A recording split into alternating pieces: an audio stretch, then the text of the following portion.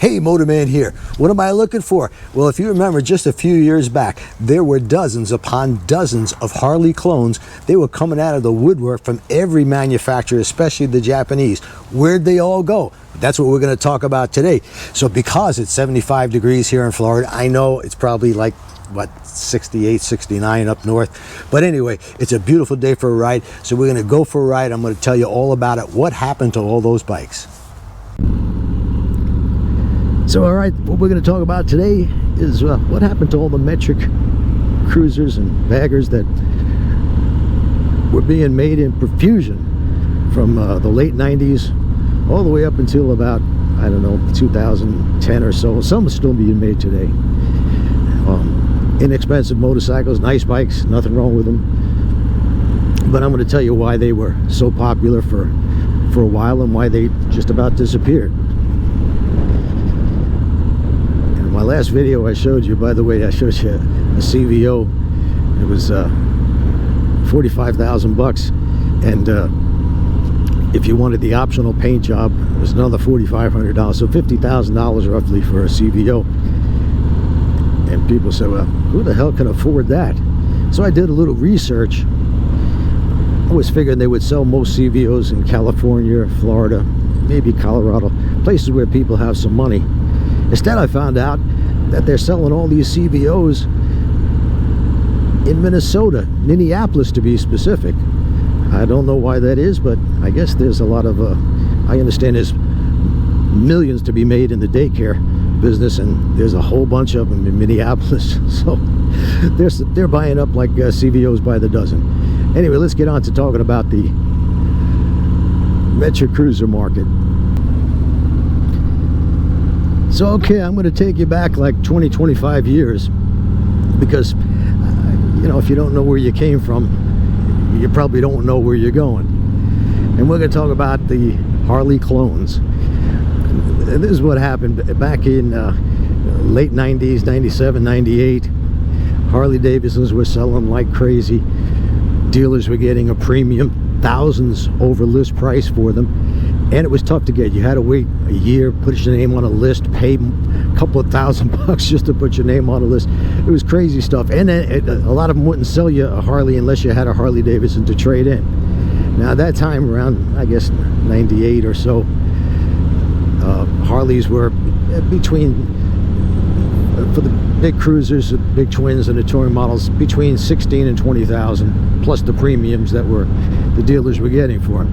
So a lot of people either wouldn't pay that kind of money for a motorcycle, or they couldn't afford it, so they were looking for an alternative. And the Japanese manufacturers knew this, and I think the very first, what I call Harley clone, came out in 97 or 98, and that would be the Kawasaki 1500 Vulcan. I believe it was about $10,000 or $11,000 back then. So, you know, pretty much half the price of a Harley Davidson, or at least thousands less. And the Vulcan, it actually had, it was 1500 cc motor versus, I think back then the Harleys were 1300 cc's. It actually had more torque, not more horsepower, but more torque than the Harleys. And they were a great bike, very reliable.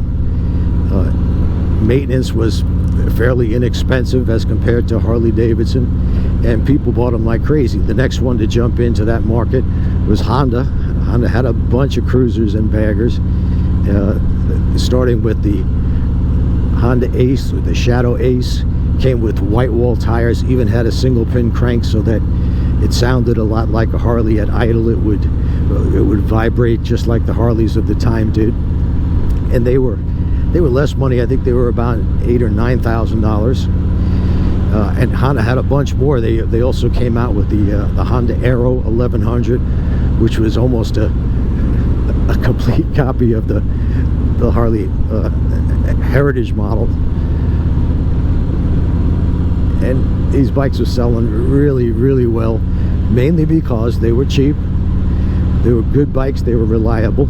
Well, whether or not you could say they were better at the time, yeah, I would say when the Harley came out with the twin cams, the first twin cams motor, they were just as reliable and actually had a lot more character and feel.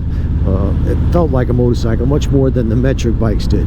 But this video isn't to say which is good or better or bad. It's just to explain what's happened. And then Yamaha came out with the 1600. I think it was called the V-Star at the time, and that was really the closest copy to Harley Davidson because it was air cooled, single pin crank just like the Harleys. Power wise, pretty much the same as a Harley Evo or even the early twin cams.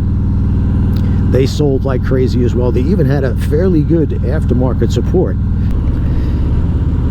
And there was others.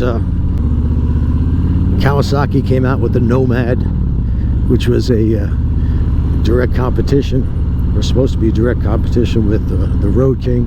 Came with hard bags and a windshield. Whatever motorcycle Harley put out and that was selling well, the Japanese would copy it and come out with their own version. They sold pretty good. I mean, if you went to any bike night, there would be, I would say, 70% Harley Davidson and 30% metric bikes.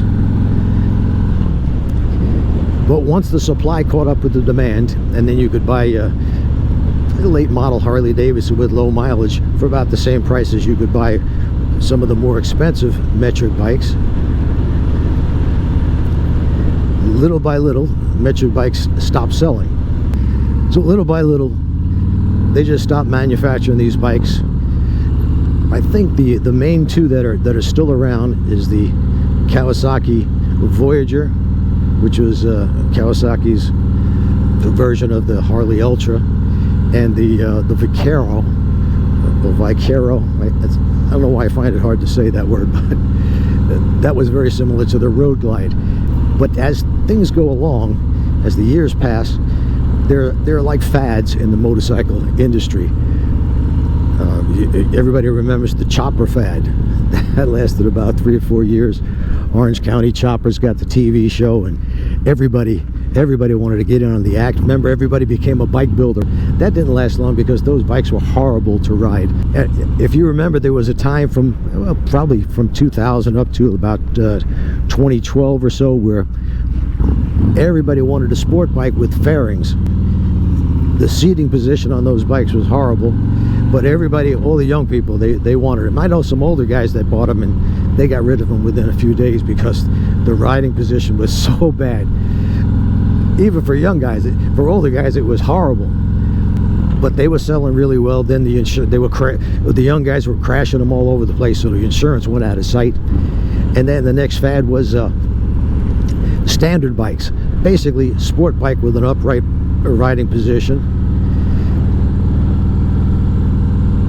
And that lasted a few years, and then the next thing you know, it passed a couple of years, I guess, it was adventure bikes. Everybody wanted an adventure bike, and they're still selling pretty well, but as they started getting more expensive and bigger and taller, so much so that most people couldn't even reach the ground on them on one foot, so they're now starting to fade a bit. But you know, as things go along, so the motorcycle industry, people love to say, especially on YouTube, that you know, I think I mentioned this in another video, all these motorcycle dealerships are going out of business, and there's no market for motorcycles in America. That's not true. It's just a changing market. It goes up, it goes down, and eventually it'll turn around again. People will want motorcycles again. And yes, there are things that are stopping young people from going out and buying a motorcycle. A lot of them would rather stay home and play video games. But there's also a good market for smaller dirt bikes, and that's young kids, fathers buying dirt bikes for their kids. And as their kids get older, they want to get a street bike, and they'll probably get something like a sporting standard, and eventually I think they'll wind up on a cruiser if they really are motorcyclists or enjoying motorcycling. So that's all I got to say for now. But if you're wondering where all those bikes disappeared to, and there's a lot of them on the market, tough to find a really nice low mileage metric cruiser because most people felt like they were almost like disposable bikes. They were so cheap. But that's it for now. Hope you enjoyed this. Hope you learned something. And please subscribe, comment below.